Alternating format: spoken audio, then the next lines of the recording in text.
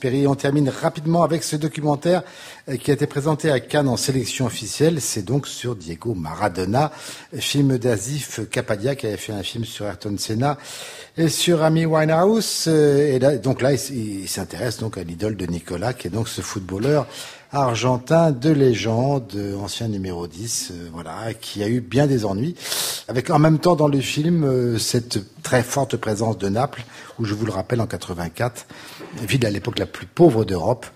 Il a été accueilli et acheté à prix d'or pour devenir le demi-dieu de Napolitain, mais rapidement, ce film formidable. Il y a une matière d'archives extraordinaire. Ils ont pendant 3 ans, je crois, essayé de récolter des archives, mais encore fallait-il les revoir. Et surtout, il y a un travail de recomposition, il y a une intelligence d'approche du personnage.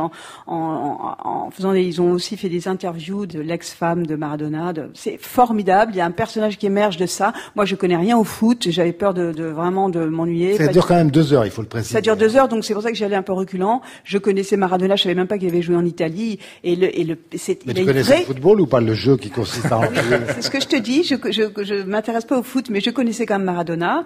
Mais simplement, j'ai vu ce personnage. Il a une dimension romanesque. On parlait du romanesque tout à l'heure. Il est vivant, mais il a une dimension romanesque extraordinaire. C'est un petit lutin merveilleux d'un côté, et puis c'est un tricheur de l'autre. C'est un type qui assume pas, qui met sa vie pour assumer pour reconnaître son fils, mais à côté de ça, c'est un génie. Et on a le sentiment d'un type qui a été pris par sa vie, qui a pas eu le temps de la construire et qui a été construit par la vie, quoi. Il est étonnant, ce film. Et je vous rappelle qu'il a fait gagner la Coupe du Monde quand même à son pays en 1986, Xavier. Allez, un petit quart d'heure de trop, mais je partage complètement l'enthousiasme de ce film et la virginité absolue dans le domaine footballistique. Ça, je suis comme toi. Je m'en fous comme de l'an 30, mais c'est pas peu dire.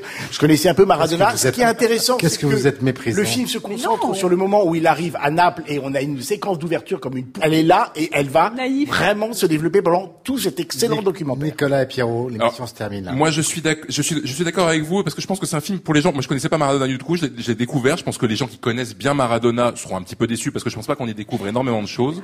L'axe du film, c'est de raconter Maradona à Naples des années 80-90. C'est de raconter aussi le Naples des années 80, c'est-à-dire une vision un peu trop naïve, je trouve, encore du personnage, et il le fait rentrer dans sa grille de lecture qui, je trouve, était beaucoup plus passionnante sur Ami. Et il faut savoir que les images d'archives de Naples... Tu as dit l'essentiel, là. C'était des gens... Non, mais il a récupéré des images, et les gens... se terminent. Bon, voilà, je voudrais que Pierre dise quelques mots. C'est pas du tout un bon film. C'est pas très bon parce que en fait, il est noyé sous les images, sous les buts. Alors moi, j'aime pas le foot, j'aime le rugby. Alors c'est d'autre chose, évidemment. Qu'est-ce que vous avez tous à ne pas aimer le foot? J'aime le rugby, c'est mon droit. Ceux qui aiment le rugby n'aiment pas toujours le foot. Mais toujours est-il que moi, ce qui me semblait intéressant et qu'il ne fait pas, c'est justement ce qu'a dit Xavier, c'est-à-dire la mafia. La mafia est très très très gentille. Non, très gentille. À la fin. Pas du tout. T'es parti, vous avez dormi.